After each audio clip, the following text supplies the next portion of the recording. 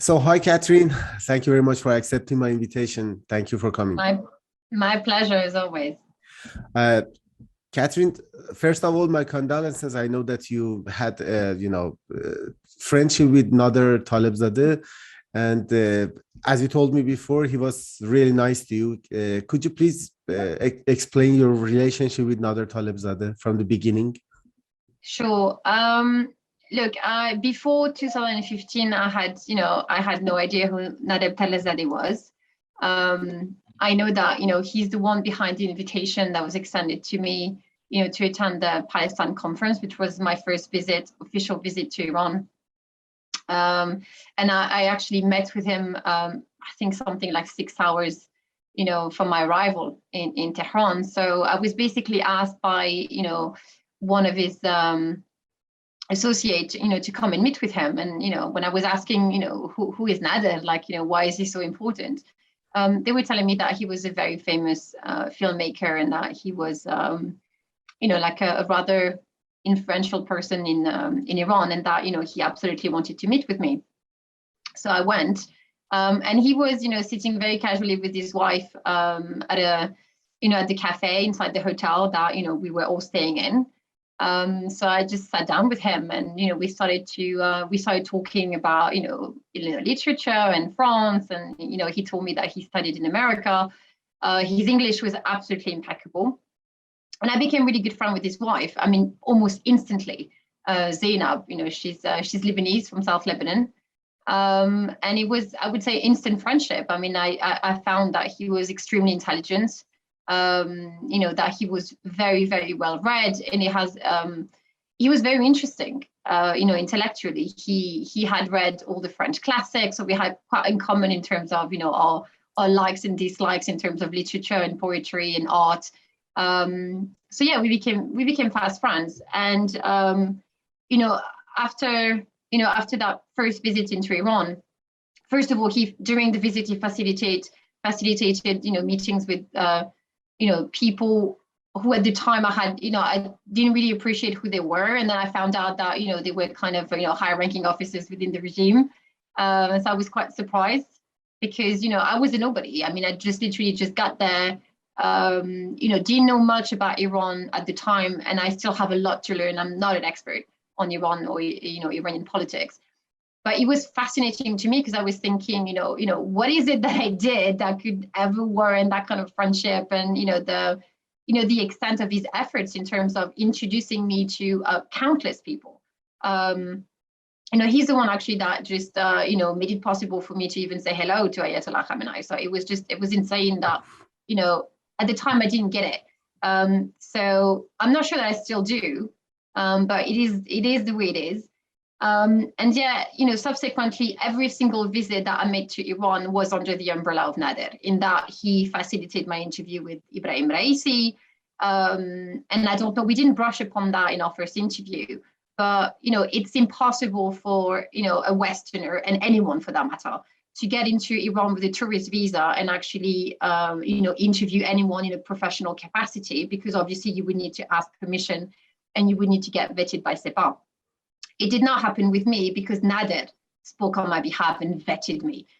So everything that I did and all the places that I went to, and to some extent the freedom that I had in that I wasn't always accompanied by people, I was able to move freely into Iran. I know now that Nader was instrumental in offering me his protection, and benefiting from the power that he had within Iran to say that I was a friendly and that therefore they could just let me be. He was basically my guarantor, that nothing untowards would go. And I think that's why my impression of Iran was that of freedom initially, because I was thinking, nobody's following me, nobody is bothering me. I mean, obviously I had an interpreter, and some people, within Sepah was kind of always around, but not in the way that is normally done in terms of, there's certain places that you can't go to, you don't have the freedom to move around Tehran freely. Everything is always very sanitized. It wasn't with me. I was giving tremendous freedom in my ability to meet with people, who I met. Because of Nader Talebzadeh. Because of Nader Talebzadeh. And I think he was the one that, made all of these things possible? You know, I think you skipped all the, you know, background checks, religion, and everything. I mean, you know, looking back, I realized just how insane it was. You know, I sat across high-ranking, you know, officers within SEPA. You know, I met people, you know, members of parliament. You know, I quite literally actually bumped into President Rouhani back in 2015. You know, things like that just don't happen normally in Iran. It doesn't even happen amongst, you know, Iranian circles. So the fact that I was giving that much access, that much freedom, looking back now, I understand it a lot better, because at the time, I did not know how Iran's regime, you know, was architected, or the kind of authorization that you had to have. And it's just, it still baffles me that someone was, I don't know, chosen or whatever. And, you know, I had so much access, something that I believe to these days unprecedented. I mean, I had a crash course in the regime, you know, something that experts to this day, you know, didn't have and can't have, because they can't go to Iran and meet with those people. Yeah, of course. And the important point I'm trying to make is that not only did I meet people from within the regime, I was able to have meeting with them behind closed doors. So that means that I had access not to the, you know, the usual propaganda that they give to, you know, the media. I had discussions about the ideology of the Islamic Republic, and they were, you know, they were truly, I think, dropping the veil a little bit and telling me exactly what it is that they thought, and you know, and the direction that they wanted to take, and why and how. And often they were actually asking me for my expertise, asking me as a Westerner, you know, how would you do this? How would you sell this idea and that idea? You know, who are the people you think we could reach out to the media and, you know, in political circles in America, in the West, you know, that you think could kind of, we could rally around our cause. Something that, again, is not done very frequently in Iran, because obviously they do not trust Westerners. But because Nader extended, you know, this kind of, you know, blanket of trust to me, then they did as well. And I think this is what upset people to this very day about me. Kasim, when you look back to these, you know, days you were in Iran, and you told me that you were staying all the time in Nader Talebzadeh's house with his family. I did. When you look back, can you consider this relationship or this kindness from a Jewish person to another Jewish person? Can you imagine that he was looking at you as a part of the family or something like that? I think so. I mean, look, literally, you know, when I heard of the news, you know, that he passed away on Friday, my phone literally exploded within 30 seconds of, you know, that the news hit me. I was actually on Clubhouse, and a friend of mine, you know, just like kind of came out and said, "Oh, Nader died," and I was like, "Hold on, are we talking about the same Nader?" And then my phone, like I said, within 30 seconds started to explode, and then people started giving me information that I did not know. But now that I look back, I'm thinking, I'm not saying it is true. Let's just make this clear. But I'm thinking it could be true because it would explain so much. So I knew, for example, that, you know, Nader's father was a very high-ranking officer, you know, in the Shah's army, and that for the longest time he had been plagued, you know, by rumors that he was not a real loyalist to the Islamic Revolution, and that he was serving the Shah's agenda. Okay, and this is something that he openly shared with me. I knew back then that, you know, a lot of his assets and, you know, his family's properties, for example, like so many others, had been seized by the regime, and that he didn't, you know, he was actually battling SEPA to try to get, you know, at least some of, you know, his family's wealth, because he felt that it was his birthright and that he had been robbed by the regime. And I know that that was a point of contention in terms of, you know, his friendship within the regime and some of the hardliners there. That there was a lot of back and forth. He wasn't happy about it, and he was quite vocal about it to me, but made clear that this is not something that I was supposed to discuss in, you know, in other social circles. That it was a private family matter. And then friends of mine and friends of mine within the Iranian Jewish community, you know, told me yesterday that, and that was confirmed by other people who do not know each other. So this is quite interesting because the news is coming through, you know, different circles within Iran, and within Iran's opposition parties. who did not have a lot of love for Nader. So I'm thinking there might be some truth to it. When something is being repeated over and over, although I'm careful because many things have said about me which are not true. So like I said, again, to take with a massive pinch of salt. But people told me that Nader's mother was actually Jewish and part of the, Jewish community, and that, it is something that had been redacted out, because obviously he became Iran's chief propagandist, and that you can't exactly walk around, with the Jewish flag saying, hey, I want to work with the regime now, and I'm going to become so high up on the hierarchy of the regime. Yeah. That did he discuss something like that to you? Did he mention something like that? Look, the only recollection that I have of a potential mention of this was, we were having breakfast at his house that day, and there was a lot of people there, including someone who's part of Sepa. And I was literally finished. I was having a coffee. Was sitting on the sofa in his living room, and then he came and sat close to me, and we started talking about books and things like that. And then he turned to me and told me, do you know we are the same people? And at the time, I looked at him and I was like, I have no idea what you're talking about, because I was really taken aback. I was thinking, well, what do you mean? And he spoke such perfect English that I knew he meant what he said, but I didn't get what he was getting to. Yeah, and then we got interrupted. So that's the only time I would say where I had a one-on-one with him, because obviously, his wife was always around. Basically, he tried to tell you that he's also Jewish. I do not know.